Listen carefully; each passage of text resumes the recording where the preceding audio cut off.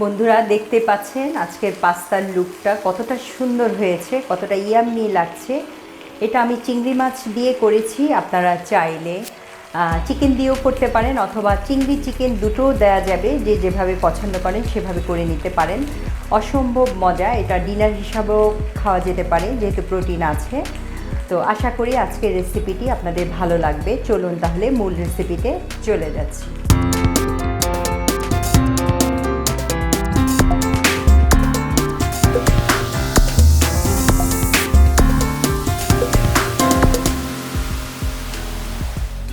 আসসালামু আলাইকুম, মুক্তাস কিচেন থেকে আমি খালেদা মুক্তা আপনাদের সবাইকে জানাচ্ছি প্রীতিময় শুভেচ্ছা।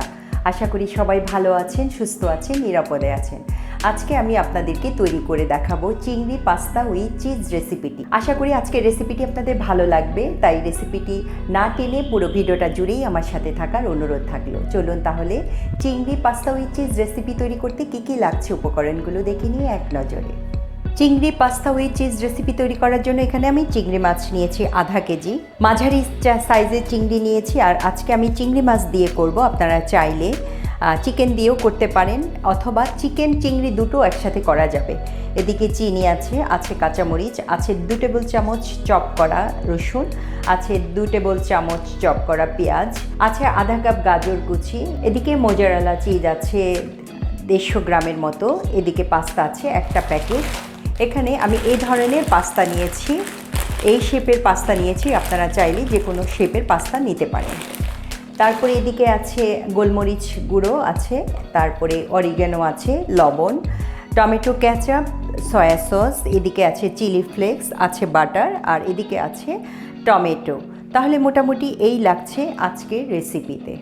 মূল প্রসেসে চলে আসলাম। এখানে আমি চুলা ধরিয়ে দিয়েছি, তারপরে আমি পরিমাণ মতো পানি দিয়ে নিয়েছি, অর্থাৎ একেবারে ডুবো পানি দিয়ে নিব, তাহলে ঝরঝরে হবে পাস্তাটা যখন আমি সেদ্ধ করব তখন। আর এই পর্যায়ে আমি 1 টেবিল চামচের মতো আমি সয়াবিন তেল দিয়ে নিলাম, 1 টেবিল চামচ দিয়ে নিব লবণ। পানিটা একটু ফুটে উঠলে তারপর আমি পাস্তাগুলো দিয়ে নিব। দেখতেই পাচ্ছেন আমি এই শেপের পাস্তা নিয়েছি। আপনারা চাইলে যে কোনো শেপের পাস্তা দিয়ে এই রেসিপিটি তৈরি করা যাবে। পানিটা ফুটে উঠেছে, এখন আমি দিয়ে দিচ্ছি পাস্তাগুলো। একটু নেড়ে চেড়ে দিয়েছি, নিচ থেকে একটু নেড়ে চেড়ে দিলাম ভালো করে। ঢাকনা দিয়ে রাখলাম, 80% মতো সেদ্ধ করব, বাকি 20% সেদ্ধ করব রান্না করার সময়। ফিরে আসছি পাস্তাটা 80% সেদ্ধ হওয়া পর্যন্ত। হয়ে গেছে, 80% মতো সেদ্ধ হয়েছে। এখন আমি যেটা করব, আমি এটাকে একটা স্ট্রেনারে ঝরিয়ে জাস্ট সাথে সাথেই ঠান্ডা পানি দিয়ে ভালো করে ধুয়ে নিব। তাতে হবে কি, একটা পাস্তার সাথে আরেকটা পাস্তা লেগে যাবে না, হ্যাঁ, আলাদা আলাদা থাকবে। তো চলে যাচ্ছি পাস্তাটা ধুয়ে নেওয়ার জন্য। পাস্তাটা ধুয়ে একটা স্ট্রেনারে ঝরিয়ে নিলাম, ঠান্ডা পানি দিয়ে ধুয়ে নিয়েছি। এখন একটা স্ট্রেনারে ঝরিয়ে নিলাম। এই ফাঁকে একটা প্যান বসিয়ে দিলাম চুলোয়।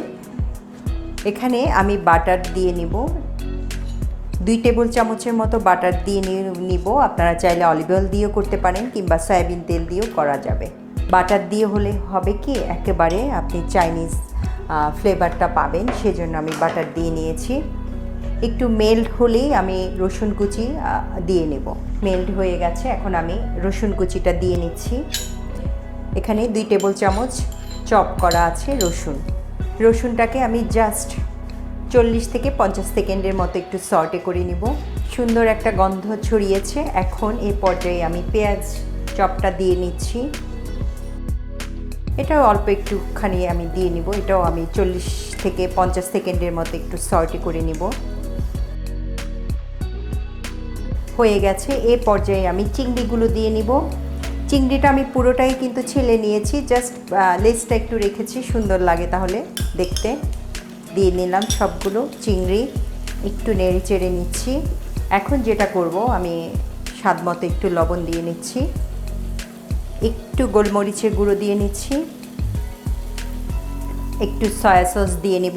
সয়া সসটা আমি 1 টেবিল চামচ দিয়ে নিব, অর্থাৎ 2 চা চামচ।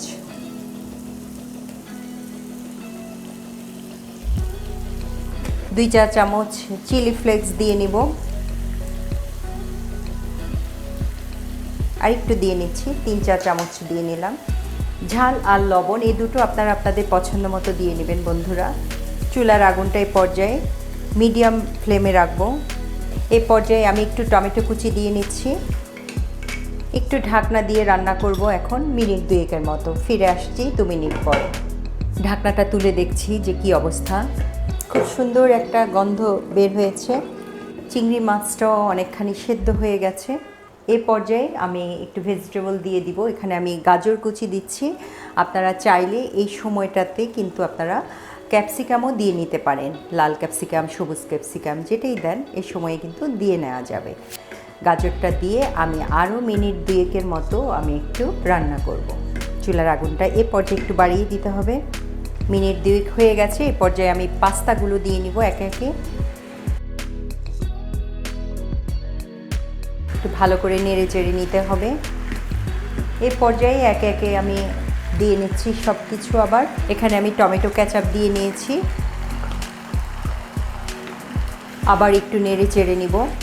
কি যে অসাধারণ এই পাস্তাটা খেতে, বন্ধুরা জাস্ট বাসায় একটু তৈরি করেই বুঝতে পারবেন যে আসলে আমি কতটা অথেন্টিক কথা বলেছি। এ পর্যায়ে আমি একটু অরিগানো দিয়ে নিব। চুলার আগুনটা কিন্তু এখন কিন্তু হাই হিটে আছে। হাই হিটেই চুলার আগুনটা রাখতে হবে। আর সব কিছুকে ব্যালেন্স করার জন্য আমি 1 চা চামচ চিনি দিয়ে দিচ্ছি। অবশ্যই এটা করবেন। কাঁচামরিচ কুচি দিয়ে নিচ্ছি। টেস্টিং সল্ট দিয়ে নিব স্বাদ মতো। আর লবণ যদি লাগে এ পর্যায়ে একটু লবণও দিয়ে নেবেন। আমি দেখেছি আমার লবণটা ঠিক আছে। আবার একটু নেড়ে চেড়ে নিচ্ছি। চুলার আগুনটা এই পর্যায়ে হাই ফ্লেমে আছে। এই পর্যায়ে আমি আরেকটু চিলি ফ্লেক্স দিয়ে নিব। আমি যেহেতু একটু স্পাইস পছন্দ করি সেজন্য আমি আরেকটু দিয়ে নিলাম চিলি ফ্লেক্স। আবার একটু নেড়ে চেড়ে নিচ্ছি। দেখতেই পাচ্ছেন কতটা সুন্দর হয়েছে। জাস্ট একটু লুকটা দেখেন। এই পর্যায়ে আমি যে চিজগুলো নিয়েছি গ্রেট করে চিজগুলো দিয়ে নিব।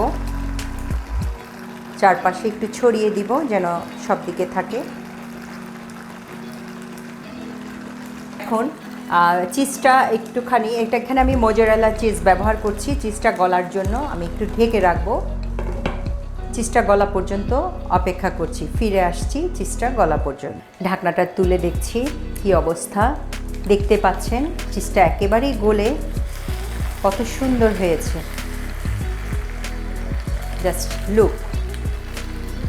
তো হয়ে গেছে আমার পাস্তা আজকে। তো চলে যাচ্ছি পরিবেশনে।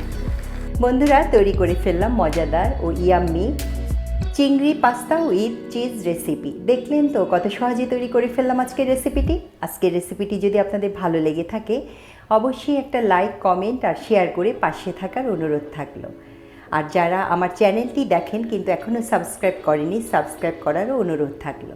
তো আজকে এই পর্যন্তই। সবাই খুব খুব ভালো থাকবেন। আমার জন্য দোয়া করবেন, আমার পরিবারের জন্য দোয়া করবেন। এতক্ষণ আমার সাথে থাকার জন্য সবাইকে অসংখ্য ধন্যবাদ।